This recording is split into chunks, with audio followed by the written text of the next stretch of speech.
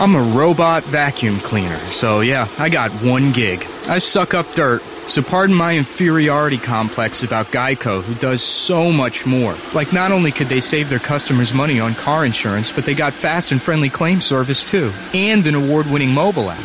Plus access to licensed agents 24/7. Who am I kidding? I can't even do corners. Uh-oh, choking hazard.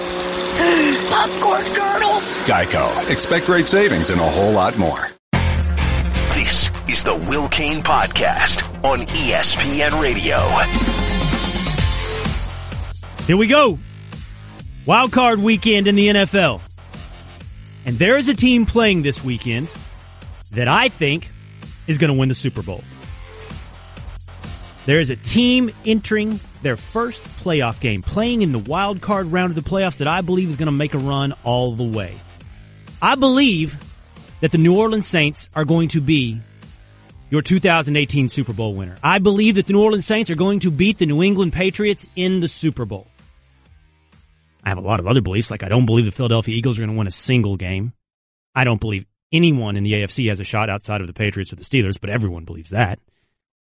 And I don't believe Cam Newton can win 4 games in a row to take the Carolina Panthers to a Super Bowl.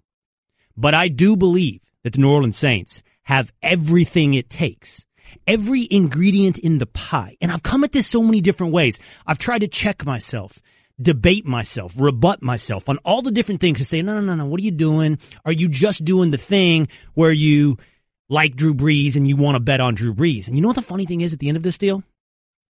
Yes. Now, don't get me wrong. I've looked at this from defensive rankings, rushing rankings, weapons. And the Saints perform well on every step of that analysis. But in the end, yes, I have faith in Drew Brees. It is the Will Cain Show on ESPN Radio and the ESPN app. You can give me a call on the Shell Pennzoil Performance line. That's 888-SAY-ESPN, 888-729-3776. If you've got another team, if you've got a rebuttal, if you think there's anybody else on this wild card weekend that has a realistic shot to go all the way, let's hear it. But I keep circling back. I keep coming back. I keep seeing this add up over and over and over to the New Orleans Saints. When is the last time a wild card team won the Super Bowl? Rudy, can you check on that for me? I mean, we know the New York Giants did it. Was that the last time that a wild card team made the run? Now, here's the thing. These phone lines are already lighting up. They're already loading up. I can see it. 888-729-3776. Don't do this, okay? I know this rebuttal. I know this opinion, this position, because it's an opinion that has been echoing for years. It's a reverberation, an opinion of an opinion. New Orleans Saints don't play defense. New Orleans Saints have a brand of high run-and-gun shootouts, put points on the board, get torched on the defensive side. And those of you that pay attention, you know that's simply not true this year. But man, how hard is it to outrun a brand? Man, how hard is it to outlive what somebody has thought about you for 5 years? But if you're keeping up, the New Orleans Saints have changed. They are not the no-D, all-passing team we've seen in the past. So what is it, Rudy? Who's the last team to win a wild card? It was the Giants, 2007. 2007, the New York Giants go from wild card run to Super Bowl champion. And before that, it looks like we had, actually, the Steelers did it in 2005. And the Ravens did it in 2000. I mean, if we keep going back, the Broncos did it in 97. It's not unheard of, but it has been a good 10 years since this has happened. But look at this. If I start slicing it up, like I said, I've looked at this from every angle. I've looked at the ingredients that add up to this conclusion. The Saints are 10th in defensive points per game. Pretty good. 17th in yards allowed per game, 10th in points per game. At the end of the day, I understand that from year to year, points per game is not going to tell us who's the best defense next year, who's the best defense last year. We're not going to be able to project and say, just because you only gave up, 13 points a game this year doesn't mean you're going to do the same next year. Yards are a better predictor. But for this postseason, going into any certain game, living in the now, points per game, pretty good. I mean, as I've heard others say, the point is to score more than your opponent. Here's the trick on defense, though.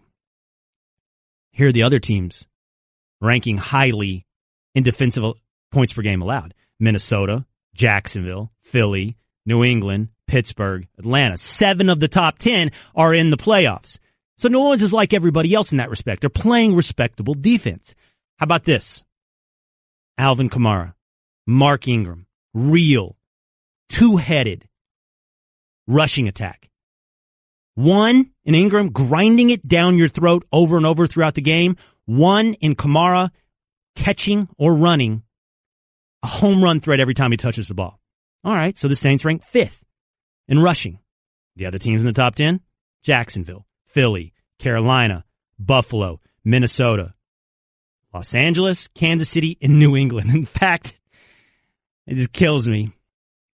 Every one of the top 10 teams in rushing are in the playoffs except for one. Everyone. Number 2 ranked Dallas Cowboys.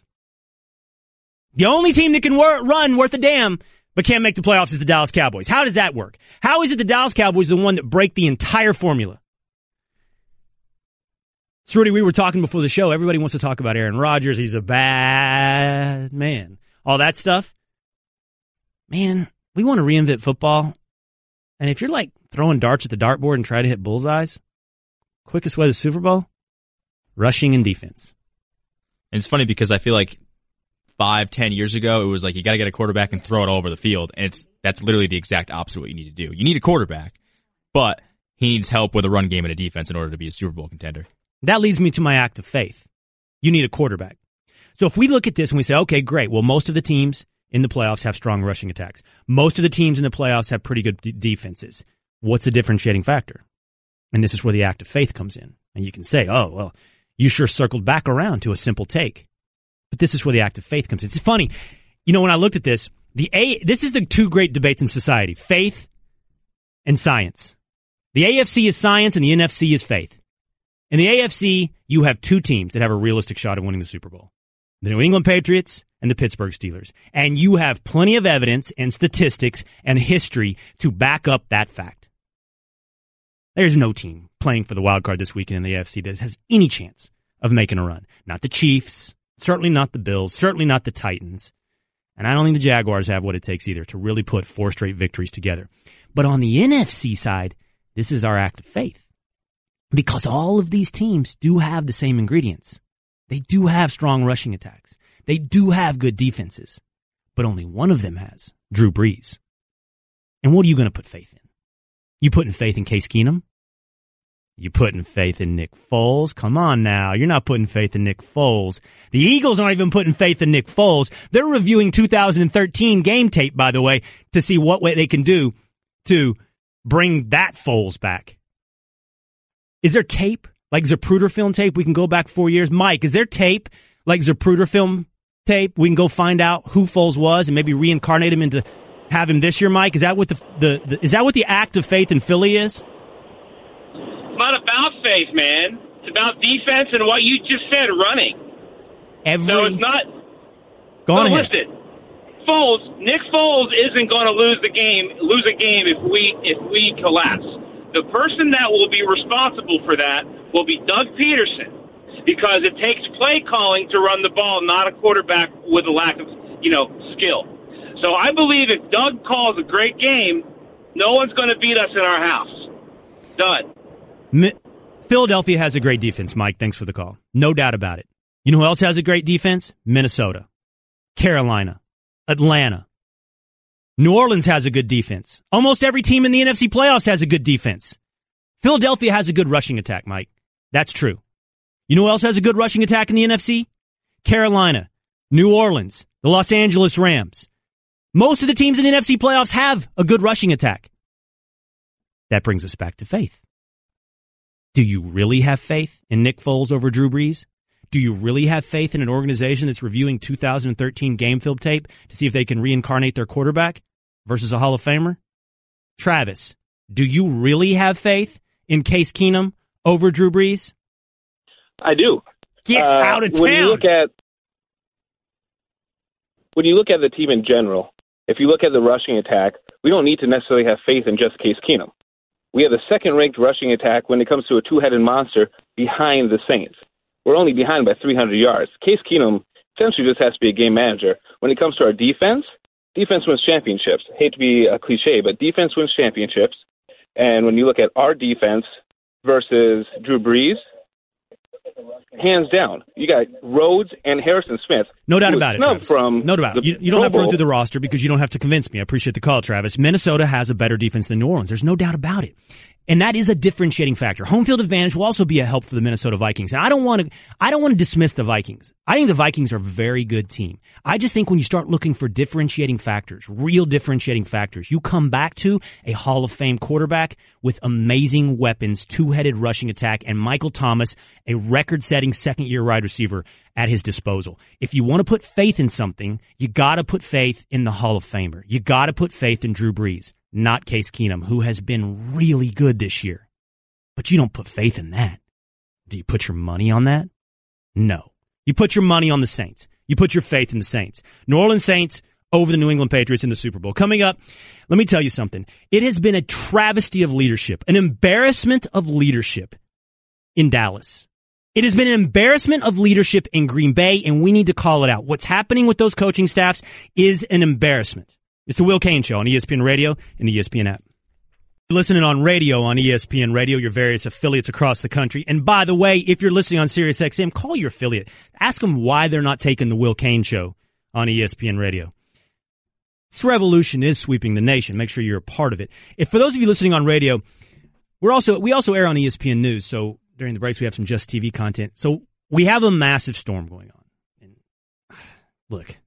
If something happens on the East Coast, no matter where you live, you get to hear about it. So we have a snow bomb. Snow bomb? Bomb cyclone. Bomb cyclone going on. Snow flying everywhere. And Smallman and Cerruti went out and braved the weather with Cliff Bars and Jim Cantori references. No big deal. Took a video. Snow flying sideways, right? Cerruti, you said this in your video. You have new respect for those that go and brave the hurricanes and brave the storms, the weathermen, the CNN jacket, the whole get up, the sideways rain. You have new respect for it. Were you just TV talking or you really do? I didn't say that I have respect for them. I said I don't know how they do this because I really don't.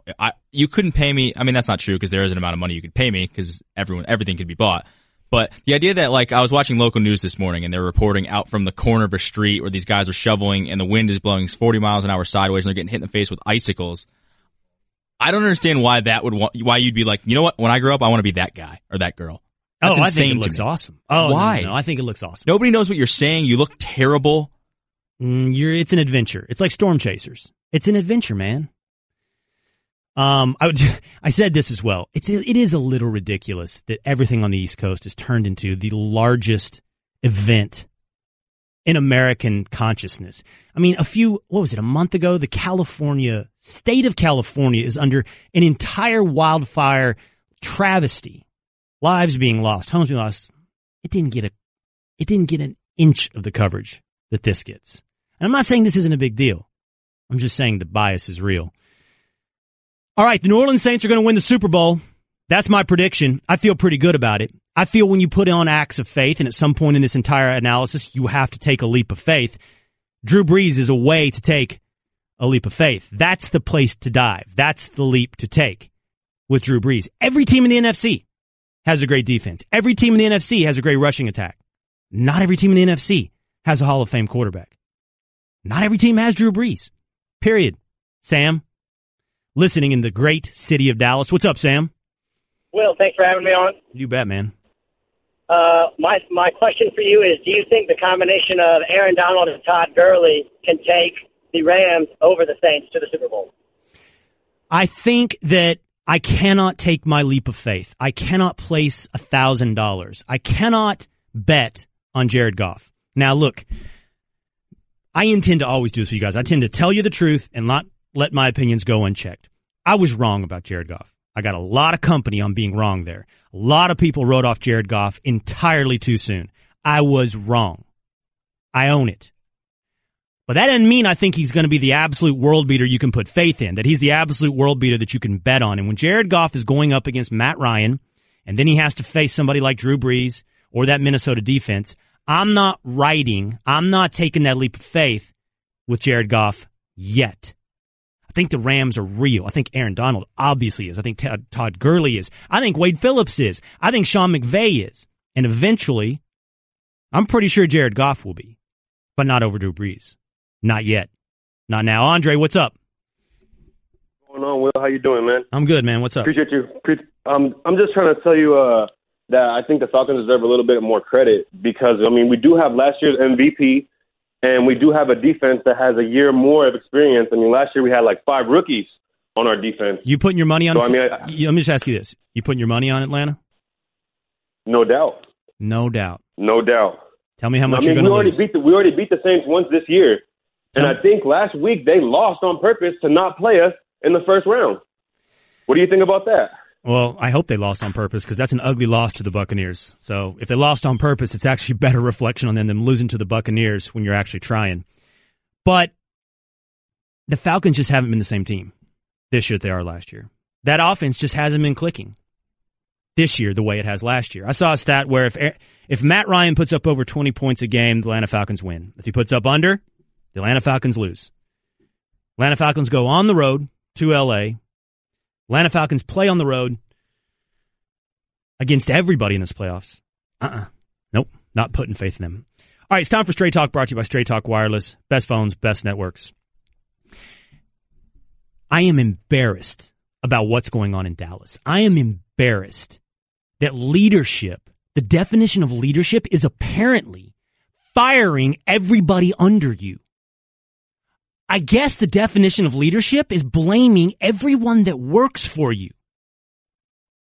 Out in Dallas, Wade Wilson, quarterbacks coach. Out in Dallas, Joe Baker, secondary coach. Out in Dallas, Rich Bisaccia, special teams coach.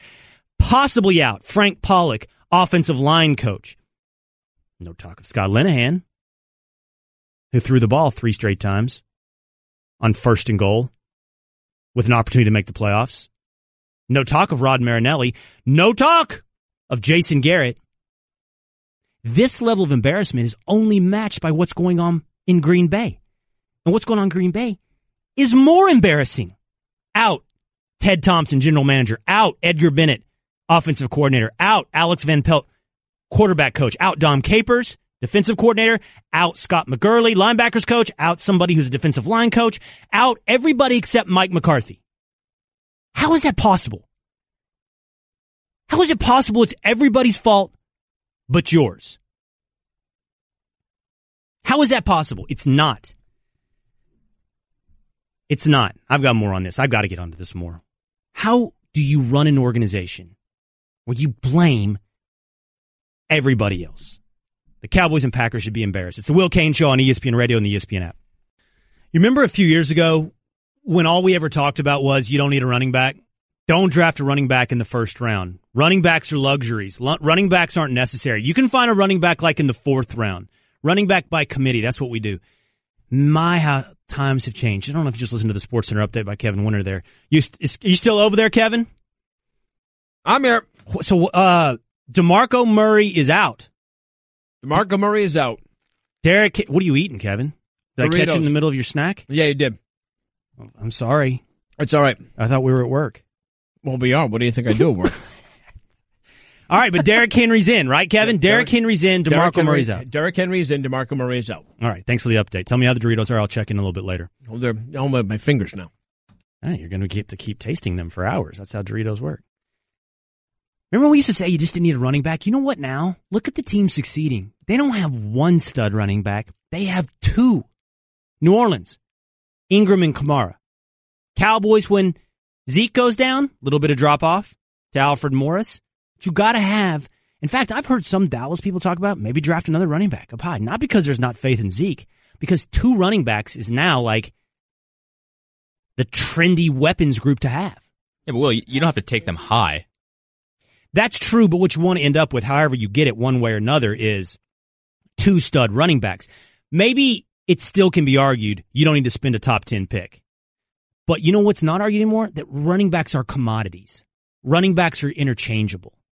What it was the New England Patriots model that everybody was following. No matter what the name you put back there, you got the system, you got the plays drawn up, you can run enough to keep a defense honest. But now, the trend is 1 running back? No, we'd like 2.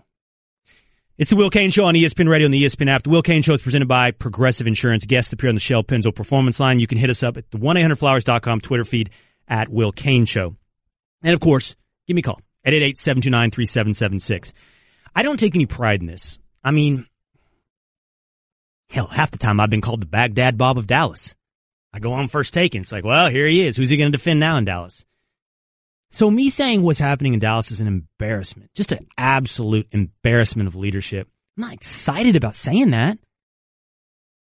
You know, I should get more credit for being objective. I mean, I'm a fan, but I'm going to call it out. I'm going to tell the truth. I told you folks, truth is more important than being liked. Truth is more important than being popular. I mean, truth is more important than just blindly supporting your team. And you don't... How is it everybody under you's fault? What kind of management is that? How is it not Jason Garrett, not Scott Linehan, not Rod Marinelli, but it's all these position coaches? That's the problem here.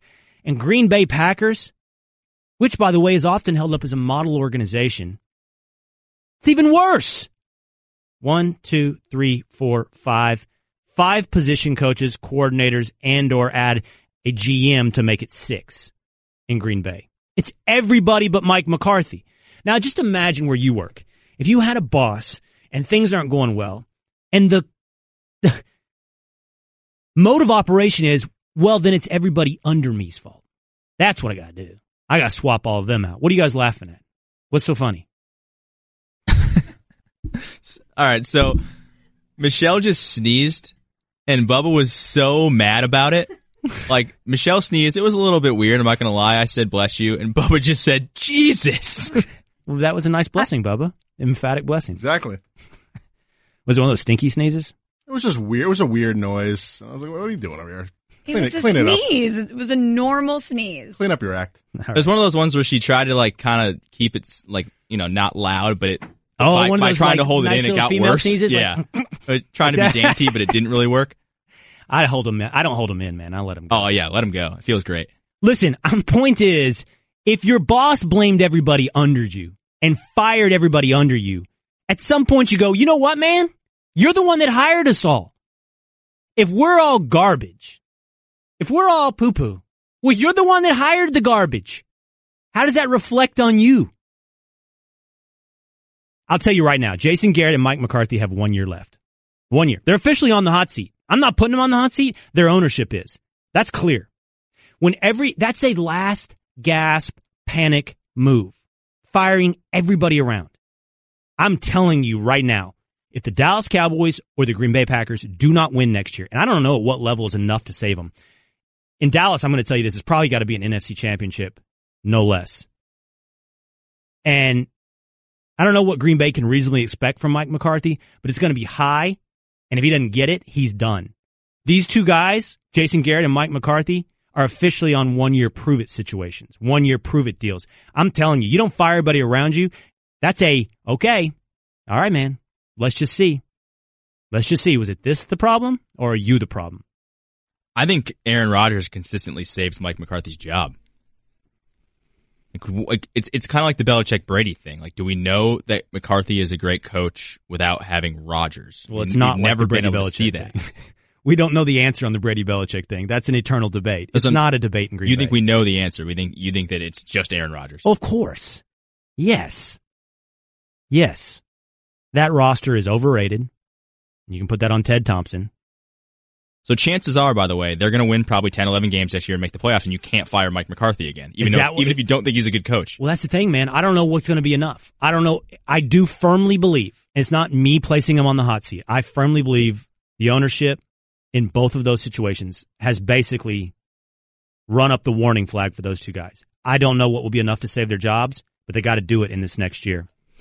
Will Cain Show is presented by Progressive Insurance. Drivers who switch to Progressive can save an average of $620. Give me a call, 888-SAY-ESPN. Trudy, you're going to do a topper name dropper. Remember when Ryan and I used to talk about worst guy? Like, I already know you're going to do this to me. You're going to be a topper name dropper. I'm going to tell a story and you're going to top it. I'm really confident in my story as being the best. I sat next to the worst girl in the world. The worst girl in the world. On my flight from Dallas to New York last week. Okay? Some poor sap had to pick this girl up at the airport. I know that because this is what she said on the phone the whole time. Well, are you going to pick me up on the airport? Well, you don't love me if you don't. Then you don't love me. If you love me, you better be there. Not only did she do that, the minute By the way, the stewardess had to tell her to hang up the phone. Had to tell her to hang up the phone. Twice. She's middle seat, by the way. I'm window. Minute that the wheels up, she's got her makeup kit out and starts doing her nails. Okay? We're talking about a closed compartment here. Sealed airspace. She starts doing her nails. That stuff can get you high. And she doesn't do it. Look at Kevin Winter. He thinks that's a plus. That's a bonus. She doesn't, Smallman, tell me this is way out of bounds. She doesn't do one coat. She does 3 for hours, like the clear coats, over and over and over. And that's not normal, right? Well, not only is that not normal, painting your nails on a plane, any female friend that I have would consider that extremely rude and out of bounds. Then she opened her hand sanitizer, which exploded all over me. Because, of course, that pressurized air you're putting fumes into doesn't like something that was sealed at a lower elevation. Oops, I'm sorry. Then she did makeup for the back 2 hours of the flight and transformed into a totally different person that I'd never seen. I feel so bad for this dude that had to pick her up. He has no idea who she really is, how she really acts. He only knows he has to pick her up at the airport. Now, you're going to beat that when we come back, Cerruti, right? You got somebody worse. You got a worse story than the worst girl in the world. And live look-in from Lithuania. We got to see, how did that Lithuanian massage go? It's a Will Cain Show on ESPN Radio and the ESPN app. This morning, when I was on First Take, I'm getting into a debate with Stephen A. and Max about who has a better chance of rebounding next year, the Dallas Cowboys, the Green Bay Packers. I mean, the answer is clearly and objectively the Dallas Cowboys. Better roster, younger roster, better defense. I mean, the only rebuttal is the one they do. He's a bad man. Aaron Rodgers is not a rebuttal in and of himself. But, Stephen A's doing his thing, telling me to zip it and whatnot. But I said in passing, and actually I'm going to say Stephen A said this, there's dysfunction in Dallas. There's dysfunction in the leadership of Dallas. Now, I have, as I said, been sometimes accused of being the Baghdad Bob of Dallas. I've defended Jerry Jones in his fight with Roger Goodell. I've defended Jerry Jones when he talks about the implications on the business of the NFL of players kneeling for the national anthem. Because I believe in those things. But I'm not going to stop calling out Jerry Jones and Jason Garrett when I see a failure, an embarrassment of leadership in firing all your underlings, all your subordinates. What kind of leader does that? So anyway, I'm on First Take. And I turn, and you know who's on set? Should be Hall of Famer Darren Woodson. Should be Hall of Famer, safety of the 90s Cowboys. And I kind of glance over at Darren, and I said something like, and man, to my surprise, Woodson's like, yep, there's a problem. See if you can get Woodson. Come over here. I mean, for anyone who thinks that's just a hot take, who doesn't understand leadership, should be Hall of Famer Darren Woodson can see clearly.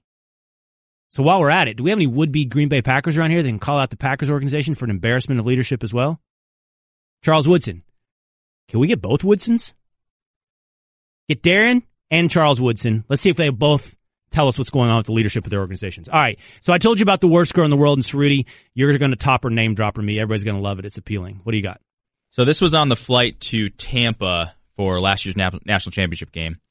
I had an aisle seat, and I get on the plane early, and I got 2 seats next to me. And I'm like, this is cool. Maybe I'll have some space, so this will be great. Kind of want to catch up on some sleep. No.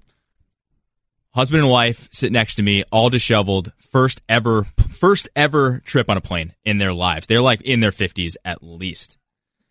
The guy is obviously really excited. He's kind of childish.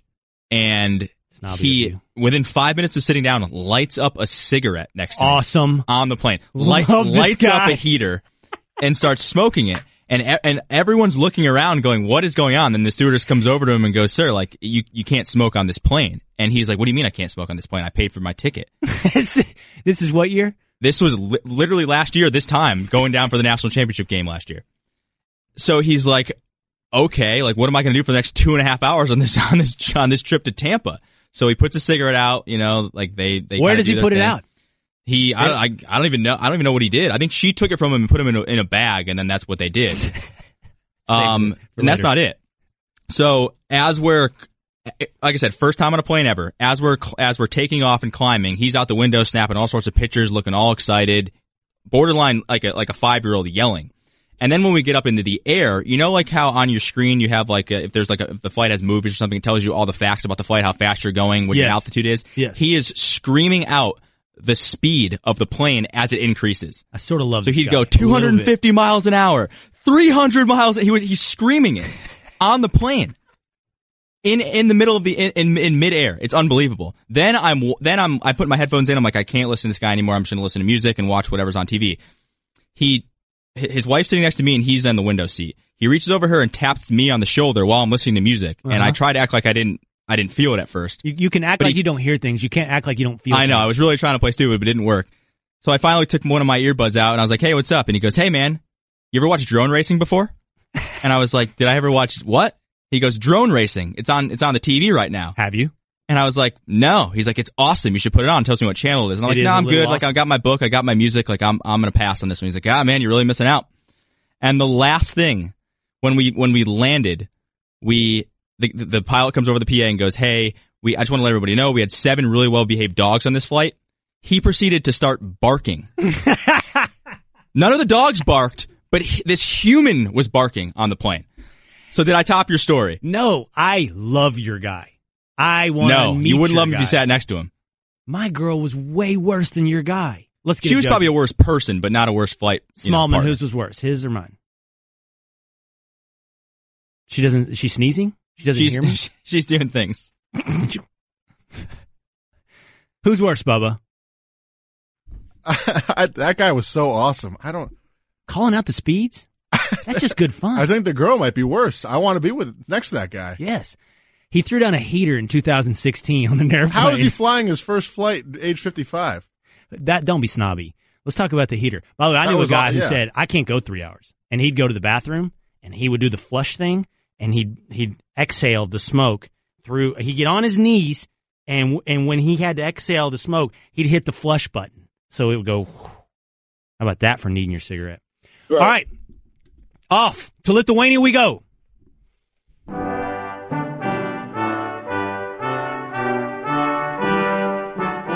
Following the every move of LiAngelo and the Mellow Ball is our own Jeff Goodman. Jeff, how was the Lithuanian massage?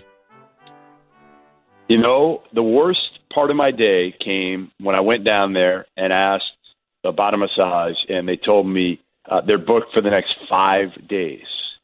5 days booked. I'm going to try to get somebody to pull some strings, and the positive thing is I am here for another at least 9 days. Okay. It could be like 42 days with the Ball family. Like, I have no idea. Honestly, I might not come back. I might tell my wife, I might not come back till 2019. Who knows? Don't talk about that in your massage segment. People will draw connections. Now, listen, I put the over-under on 30 days, by the way, before this is over. So quickly, I've only got about 30 seconds here. I heard you did a man on the street. You got some English speakers. What was your hit-miss ratio on English speakers? Oh, my God. 20-1.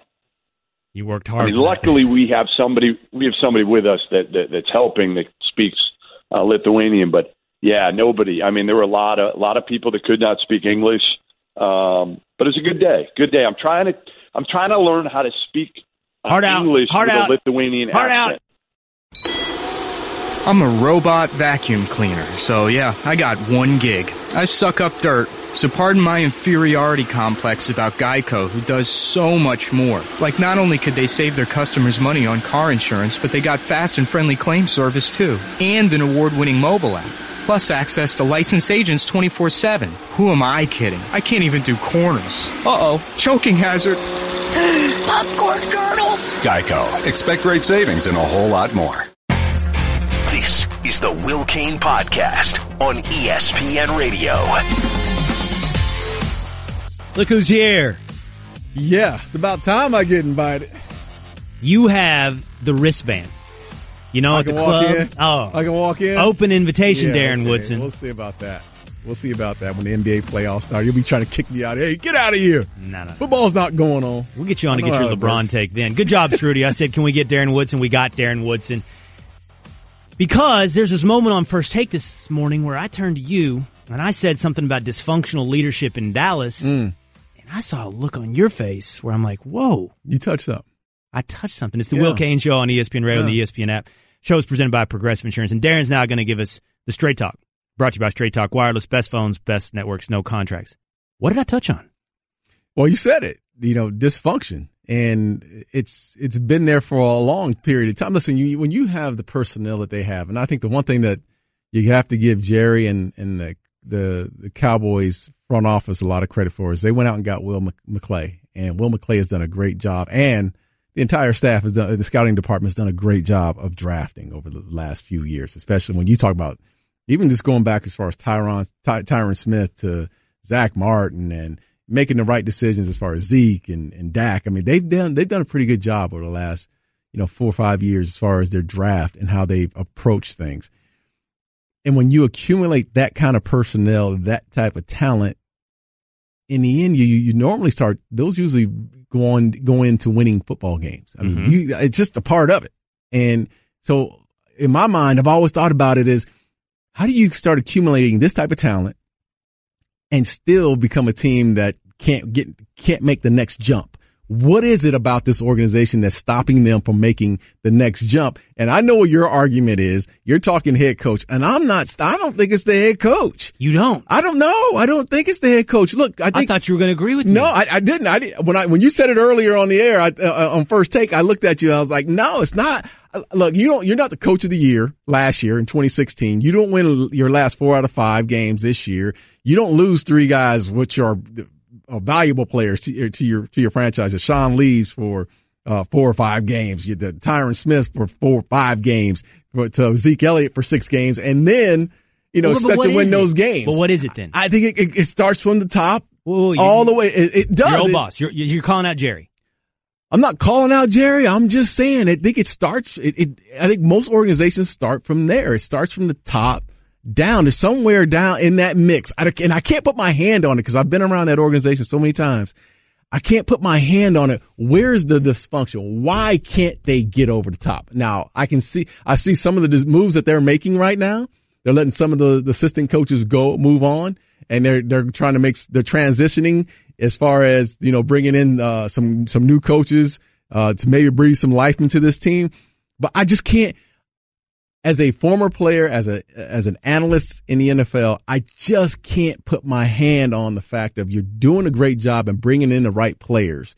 Why can't you win? Where is the dysfunction? I can put my finger on it. Yeah, I know where you want to go. No, listen, a lot of people don't know this about you, but you are a successful businessman in Dallas. You're not just a talking head on ESPN. You're not just a former player. You're not just an analyst. You have a real estate and business in Dallas. You know what it is to succeed on and off the field. You know what it is to manage people. So let's take this out of the realm of the Cowboys for a minute. Because the truth of the matter, as far as I'm concerned, this isn't just a Dallas Cowboys story.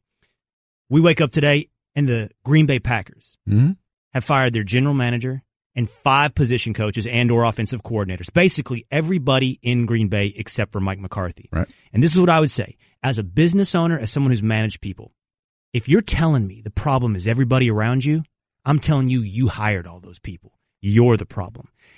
I don't take any pleasure in saying Jason Garrett has achieved his ceiling. I think he's a good coach. But I think at some point, the buck has to stop. The blame has to be placed at the top. Dallas, to your point, you're not changing Jerry. No, it's not happening. It's not happening. That's the ground you're playing on. Right. Not changing that. So it's got to be the head coach. And I can't see, you know what? And I'm just, I don't see how you win. You're the coach of the year last year in 2016, playing with 2 rookies and everyone's loving you. And then you go to this point and you miss the playoffs by a game and you end the season 9-7 and you say, well, it's the head coach. I think this is how I feel about it. All right. Now I've been here for, I got to remind you, I played since 92 within that franchise, within our organization. And there was a point where we went 5-11, 5-11, 5-11. You remember those years? You were a fan of the Cowboys back then. 3 straight years, 5-11. And you bring in one guy in Bill Parcells.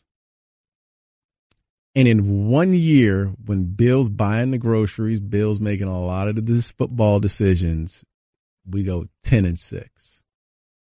The entire culture changed in not in a year, but in a matter of months. And I know you want to Darren, say, didn't you just make my point? Yeah, didn't you just make my point? But I'm not saying that it's the head coach. I'm saying when the head coach has the control to say, I want to bring in this guy because he fits the mold of what we do.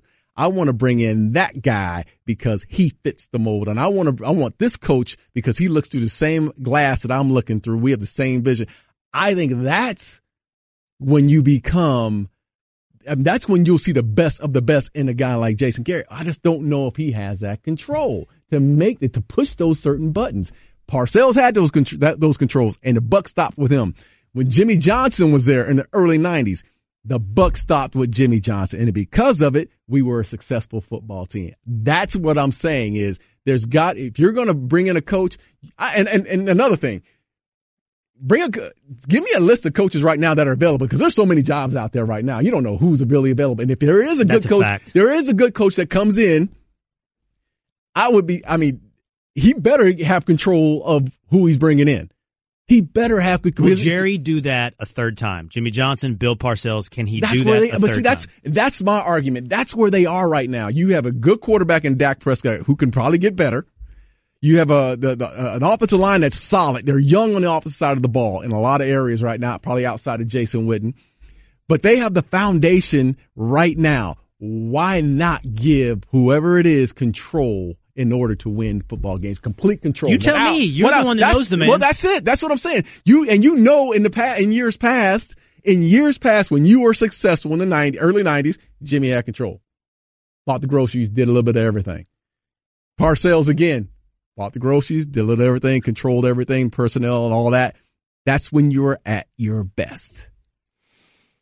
Did you vote in that coaches thing? There's 45 players and former GMs. You know what I'm talking about? Yeah, I know what you're talking about. It's on ESPN.com. Who's the highest rated coach? Everybody, apparently, except Darren Woodson, voted on that. Yeah. No. The answer, apparently, according to 45 different former players, is Jim Harbaugh. Right? Wasn't that who got number one? No. What was it Harbaugh? Okay. Who was it? No, was it Harbaugh? Best likely available coach. It was David Shaw, Jim Harbaugh. Harbaugh was one. Yeah. Thank you, Kevin Winter. You can hit the mic when you want, Kevin. Jim Harbaugh, David Shaw, Nick Saban.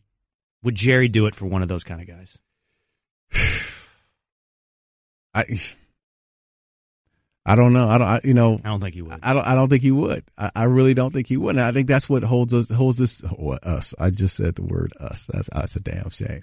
That's what. Don't worry, you get used to that's what's holding this organization back. Is you have to allow Jason Garrett or whomever it is to say, "Hey, the buck's going to stop with me. I bring the guys in. I do everything. They look through the same glass that I'm looking through, and we're going to win that way. That's the only way you do it." All right, man, you have an all-access pass. You have the wristband. You can I'm coming in. I'm just going to bust in, man. No, you can do that. It's not like you're going to stop me anyway, Will. You're not going to stop me, Will. I'm just going to jump over the table. You're going to be in the middle of talking to LeBron James. He went meathead on me. He threw down the physical I went Jeff Saturday on you. That's what I went. What's the closest you got to getting into a physical altercation in the ESPN green room? Jeff Saturday? No. Heck no. You know what? Yeah, I got a rule. There's a rule. What? And I learned this by watching this early on in my NFL career, is that you don't fight offensive linemen, D linemen, that they're off limits, because the big boy always wins, especially in tight spots like in the green room. I can't wear Jeff Saturday down in the green room because the spot is too tight. I'm 212. He's 260. So you're picking out cornerbacks? You're waiting for Dominique Foxworth to walk in? I'm looking at Dominique Foxworth. Ryan Clark. Come on, big fella. Let's get Ryan. Ryan, that'd be a scrap. You're backtracking. Safety. Yeah, Ryan, that'd be a scrap. You don't want to get into scraps where you know that this is going to be a real fight. Like, I'm giving Ryan a bracelet, free access, and now that you've thrown down the Ryan fight, we're about to make that happen. All right, Woody, thanks, man. Appreciate it, bro. You can tweet the show through the oneairandflowers.com Twitter feed at Will Cain Show. Starting the year off with a little romance is easy at oneairandflowers.com. Right now, when you order a dozen multicolored roses for only $29.99, you'll get another dozen absolutely free. To order, go to 1-800-Flowers.com/ESPN. So coming up, we did this debate yesterday. Would you trade your starting quarterback for the number one pick in the draft? I don't think Rosen or Darnold are worth it. I can't put my faith in either of them. I don't think I can invest. It's the Will Cain Show on ESPN Radio and the ESPN app. Browns are in trouble again. What are they going to do? I don't want any of these guys. First and the fourth pick in the draft, and you have to pick between Sam Darnold, Josh Rosen, Josh Allen, and I guess maybe Baker Mayfield. You got to gamble your entire franchise? on one of these four guys, and a gun to your head, I have no idea who I would take. No idea. No idea who I'd put the future of my franchise on their shoulders. No idea. It's the Will Cain Show presented by Progressive Insurance. Guests appear on the Shell Pennzoil Performance Line, which can be you, 888-SAY-ESPN. That's 888-729-3776. Or hit me up on the 100flowers.com Twitter feed. It's at Will Cain or at Will Cain Show. I guess, gun to my head, Sam Darnold. Quickly around the horn, gun to your head, you're the Cleveland Browns. Who is it? Darnold. I'll take Darnold, too. It's Rudy Darnold. Darnold. It's unanimous. Smallman. Darnold. Let's get Kevin Winter in here. Gun to your head. Kirk Cousins. Kirk Cousins. So you'd trade the pick, get Barkley with your second pick. All right, it's time for Straight Talk, brought to you by Straight Talk Wireless. Best phones, best networks, no contracts. Here's the thing. We did this yesterday. I don't know if, you were listening, Kevin Winter. We did this yesterday. How many fan bases would trade their starting quarterback for the first pick in the NFL draft? And apparently, the answer is about 20. About 20 franchises would do it. I mean, New Orleans Saints fans called in. Drew Brees, almost over the hill. Pittsburgh Steelers fans called in. Ben Roethlisberger, toying with retirement. Washington Redskin fans saying, Kirk Cousins for Josh Rosen? They do that deal. You were mad at me when I said Phillip Rivers. I am mad at you for doing that. I think it's a no-brainer. But as I look at these two guys, Rudy, and I look at the stats, first of all, Josh Rosen, okay, 26 touchdowns, 10 interceptions. He had a nice statistical year, 3,700 yards. Sam Darnold, really, he went from 9 picks up to 13 picks, dropped from 31 touchdowns down to 26 touchdowns.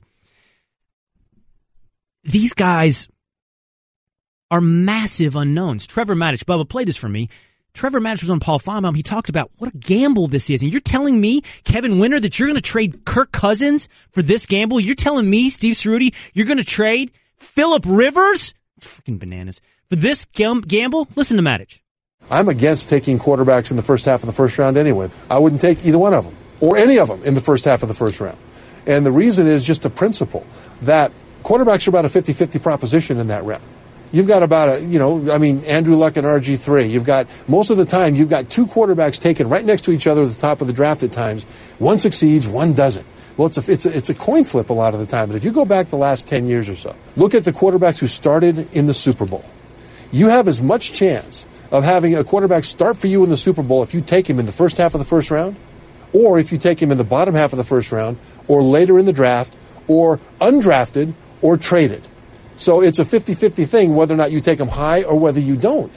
It's a matter of scouting and picking the right guy. Just ask Russell Wilson. First of all, Trevor Maddich is really good. He's really good. We need to get Trevor Maddich on this show more. I'm a big Trevor Maddich fan. Independent thinker. Goes against the grain. When he needs to. Always well researched. Knows what he's talking about. That being said, I disagree with what he just said. I get the part about it's a 50-50 proposition. In every quarterback draft, you can look at the top of the draft and see this guy made it, this guy busted. These two made it, these two busted. But the bottom line is, when you hit huge. I understand when you bust, it really sets you back. But the reason you take this gamble, because it's a lotto ticket, right? This isn't like this isn't a 1-to-1 bet. What you lose versus what you gain. If you gain it, if you win the bet, if you get the right guy out of that 50-50 proposition, it's not just that you got your $10 bet back after putting $10 down. You didn't double up. You hit the lotto. It was like, it repays you like 1,000-to-1. Your franchise is set up for 10 years. That's why people keep going back for those odds that Trevor says are so bad, 50-50. The odds of 50-50 aren't so bad if the upside is set my franchise up for 10 years. If you miss, you are set back.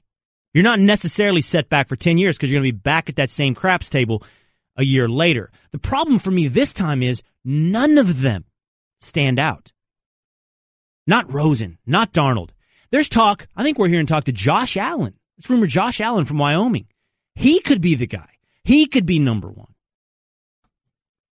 Shouldn't the point be, though, not that you shouldn't get in this lottery? You should just enter it more often. So you should take quarterbacks more often. That way you're more likely to draft somebody who's really good. Absolutely. Like take one every 2 years. Andy Reid used to do that. He would take a quarterback every single year, not always high, but just would take a quarterback, and then he'd end up trading Kevin Kolb for a first-round pick. You should take a quarterback almost every other year. How about in the same draft? Take a guy in the first round, take a guy in the fourth round. Everybody knocked the Redskins for taking Kirk Cousins in the same draft. They took RG3 because of competition. But look, now they actually they don't think they do, but most people think they have a quarterback. Certainly put them on a better path, and they had only been stuck with RG3 being a bust. Certainly put them on a better path than that. I do believe you move on quickly. Most of the times, they know quickly. Do we have a guy or do we not? And if the answer is no, move on quickly. Curtis in Ohio, what do you think? I think that the Browns, because I'm not trading my pick for even stability. I'm a Browns fan. So even just for some stability, the Browns should trade the pick. Now, and if I'm another team, no. If you've got stability, even in the NFL, if you've got a starting NFL quarterback, the Browns have proven that even that much can make a big difference for a team. Now, the Browns, if I'm the Browns, I'm trying to trade a pick for, a starting quarterback in the league, and I'm taking a quarterback with every pick I got in the draft. Okay, so to be clear, you do the deal that Kevin Winter proposed. You're going to trade your first-round pick, your top of the draft pick, for Kirk Cousins, because Cousins gives you stability.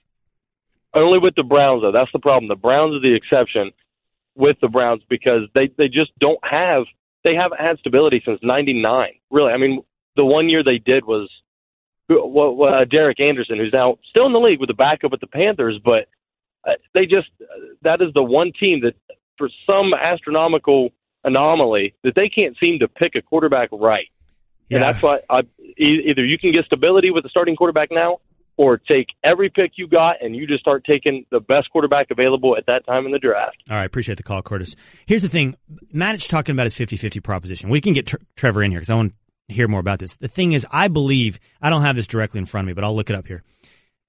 Statistically, the vast majority of Super Bowl winning quarterbacks that advance deep into the playoffs, are quarterbacks that are taken high in the draft. Tom Brady, Dak Prescott, who has not advanced in the playoffs yet. These guys are the exceptions. It's the third, fourth, in the case of Brady, sixth, seventh rounders.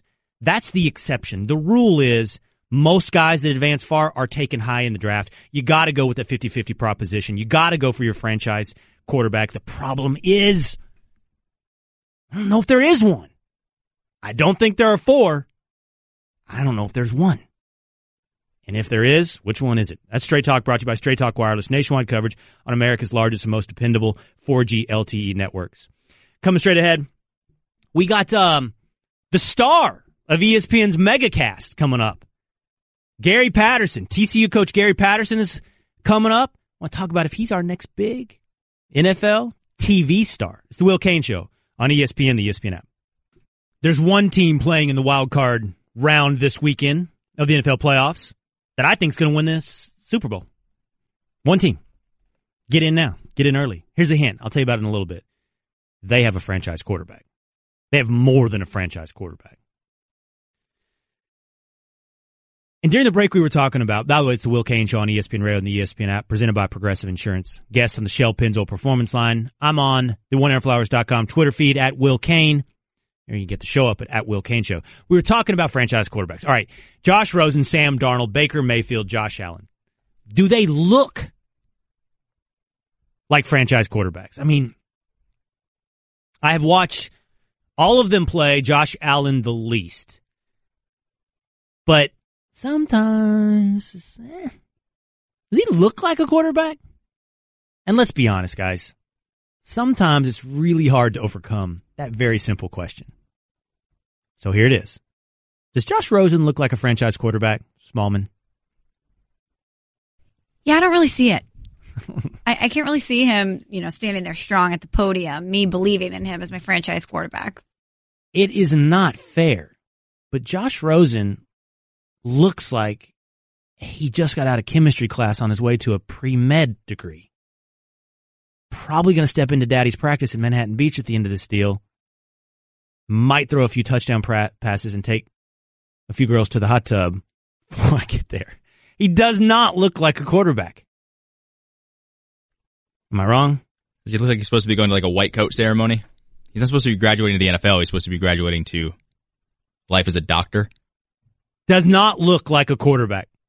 It looks like he should be hanging with Johnny at times. Manziel? Yeah. No, I don't think so. But he balances it. He's got the smarts, and then he's sitting in the hot tub with Johnny and his friends. I don't know, Kevin. I think he looks like a dork. And I think Johnny, you can say a lot of things about Johnny, but that's not what he looks like. That's fair. And Sam Darnold, so in the end, Sam Darnold looks the part. He looks the part. Big, strong.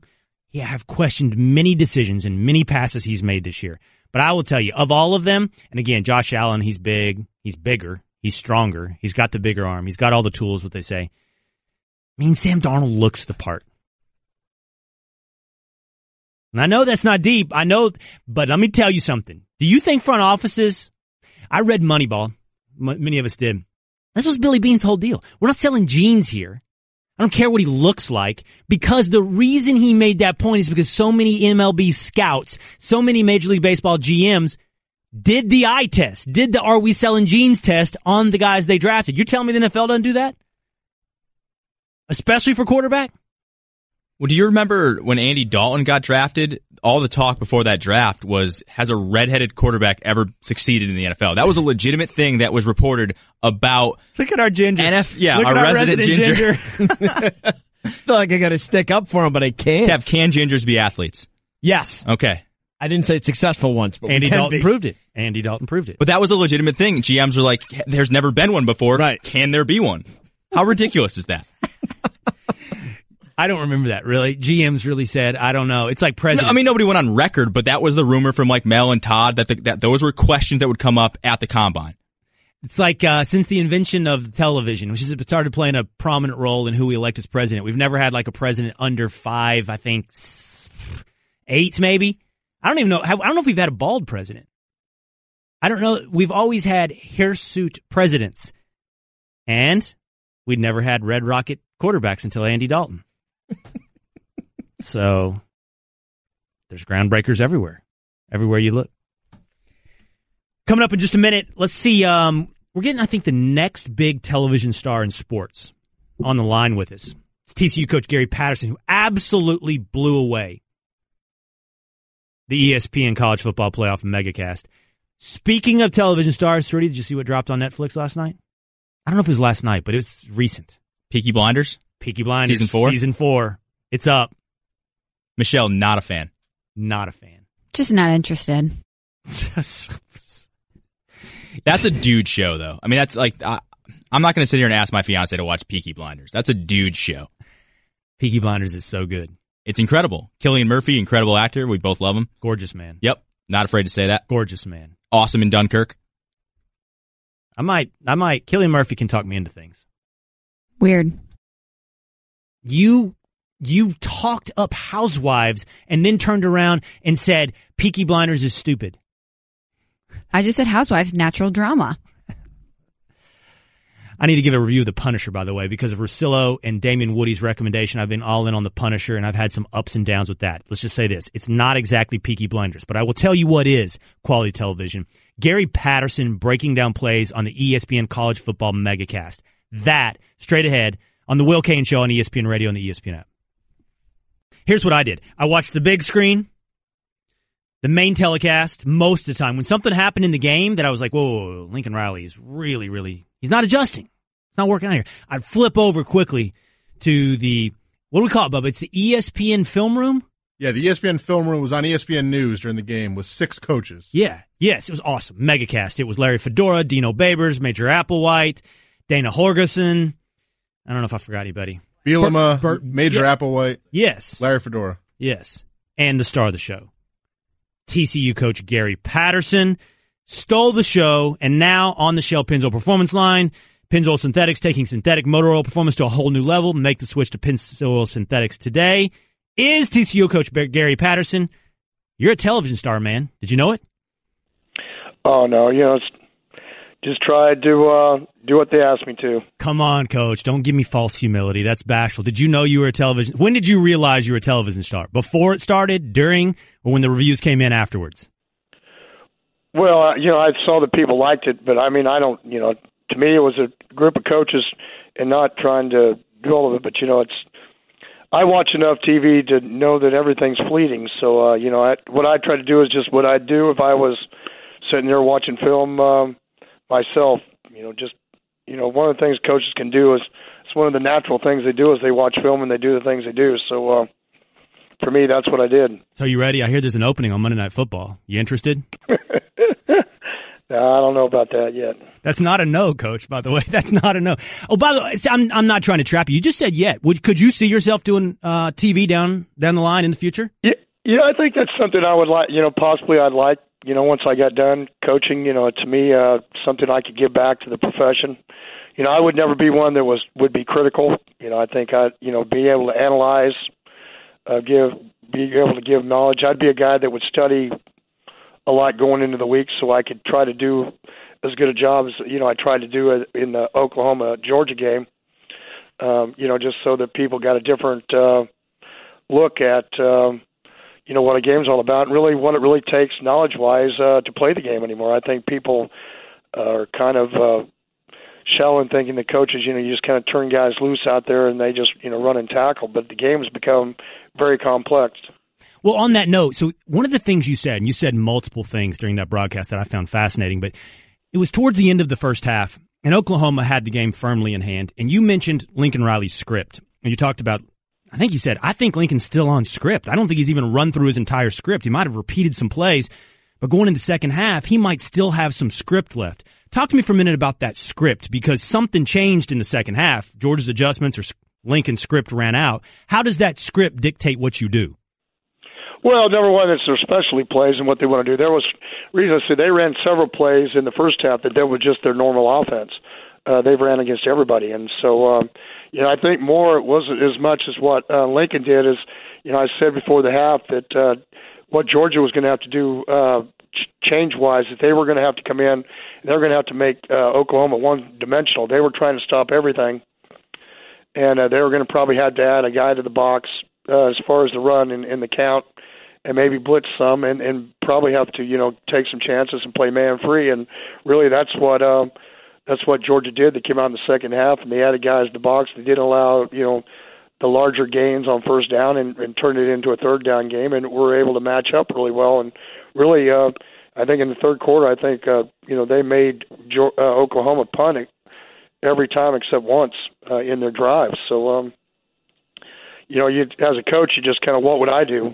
We've been coached long enough. What do I have to do to get myself back in the ball game? Kind of like coming back in the second half against Stanford and Oregon. What do you have to change to put yourself in a position that your team could be successful? That's what they look for you to do. Is come out and give them an opportunity to win the ball game. And so that's what coaches do. Did Oklahoma do what you would have done in the second half? Did Oklahoma adjust to what Georgia was doing? Well, I don't know. Again, my whole thing is not to be critical of anybody. I think the one thing that I saw on both teams were very fast. It became very obvious to me it was going to be very hard to run it. Any success both teams had, they went straight at each other. It was hard to go sideways. Mm-hmm. And I think what happened was that both of them made adjustments. I think that Georgia was able to match up in their big groups when they had the tight ends out there, number 36 and 81 on the field, Andrews, to where they could play man free and handle all the different formations that Oklahoma was going to give them. And they made more plays than Oklahoma did. It wasn't. I wouldn't say, it hasn't been said, but I also thought that that Oklahoma's offense also struggled a little bit. 24, the tailback Anderson went off the field and was hurt for a while. And it seemed like they never quite back when he came back. They never quite got back to doing what they needed to do the rest of the ball game, because he didn't seem to be at full strength. But I couldn't say that to be true. And so I thought that was a big point in the ball game. Why you said this twice, so I find it interesting. Why is it so important to you not to be critical? Well, number one, I stand on the sidelines too, and what the normal person looks and does, they don't really understand sometimes what goes into the ball game. But you do. What coaches do and how you do it. But I also don't know the thought process of what they're trying to get done. All I can do is give my opinion.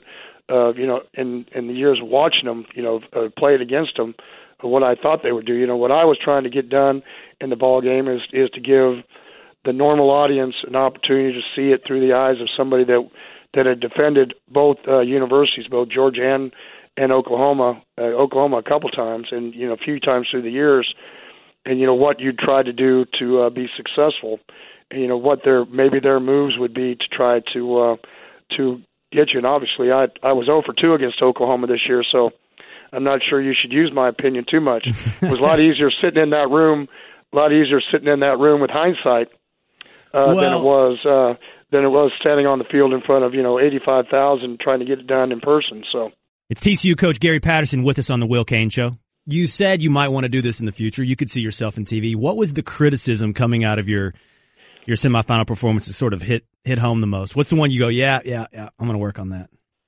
Well, I don't know if I've heard any criticism, besides probably shouldn't have ate a piece of pizza and a banana in front of the camera. Fedora had you beat, though. Fedora ate a whole pizza, I think. Yeah, I think, that's, you sit in there for 6 hours, because it was kind of a 2 hours because it ran over. We really didn't get a break. And I'd gotten left at 10 in the morning and got there at 1 in the afternoon, and I got home, I think, at like 2:30 in the morning, our time. So, but to me, it was a lot of fun. Last question. I only got about 30 seconds or a minute left. What do you think of UCF's national championship? Well, we had the same thing in 2010. I think, and I have it hanging out here, and I've got our whole pyramid colored in. What I would say to Danny White, the AD, there is that you should be very proud of what you do, but you don't want to win the battle and lose the war. If you want to get into another conference, the best way to do that is to keep proving it on the field every year and have people like you. You got to have people like you to vote you to get into a conference. And you don't want to upset people and do things. And so everybody watched the film. They watched the game. I was very impressed with Central Florida. And what I would do is just to roll their sleeves up and keep doing what they're doing, and not have to talk too much about it. Just talk on the field, and good things will happen to them. To me, that's what we've done here at TCU is just keep pounding away until we finally got where we wanted to get to. And I think that's what Central Florida needs to do. All right, Coach. I enjoyed you the other night, man. I hope to see you up here sometime. Well, I'd love to. All right, take care. See ya. Tune in to Golick and Wingo live Monday from Atlanta, Georgia for the College Football Playoff National Championship brought to you by Goodyear. Tires as hardworking as college football's most blimp-worthy athletes. Goodyear, official sponsor of the College Football Playoff. He said, first of all, you think those guys ever, I'm not saying in the film room, I'm saying ever, encounter each other? You think Rudy and he didn't know what he's talking about. Definitely. Talk to each other, break a play or two down and go, he's a fraud. I would imagine that if you're an elite offensive mind and you hear somebody else talking about something that makes literally no sense to you, yeah, because do you hear anyone on the air going, hey, I have no idea what that guy's talking about, he's probably a fraud? Yes, we do that all the time. Yes. We actually do, and we'll play their sound and call them out on the air. I also thought it was fascinating that he talked about the necessity to play politics. Maybe we need to get into that a little bit ahead, and which wildcard team is going to win the Super Bowl. I'll tell you who that is. I know who it is. It's the Will Cain Show on ESPN Radio and the ESPN app.